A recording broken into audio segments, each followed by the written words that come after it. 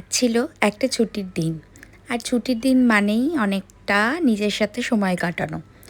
তো আমি নিজে মাঝে মাঝে অবাক হয়ে যাই, ছুটির দিনগুলোতে যতই ভাবি অনেকটাই ঘুমাবো, কিন্তু রোজকার মতো যে সময় ঘুম ভাঙে ঠিক সেই সময় ঘুমটা ভেঙে যায়।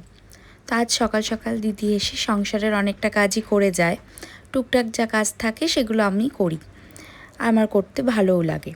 আর আজ বাবুকে বলেছি অনেকটা তাড়াতাড়ি বাড়িতে আসতে, আর বাবু আসার সময় একটা ডাব নিয়ে এসছে।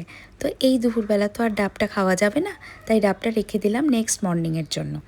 আজ লাঞ্চে ছিল জিরা রাইস, প্লেন ভাত, ট্যাংরা মাছের ঝাল, ডাল আর কিছুটা সেদ্ধ। লাঞ্চ সেরে ঠিক করলাম দুজনে কোথাও বেরোবো, তাই তাড়াতাড়ি রেডি হয়ে চলে এলাম।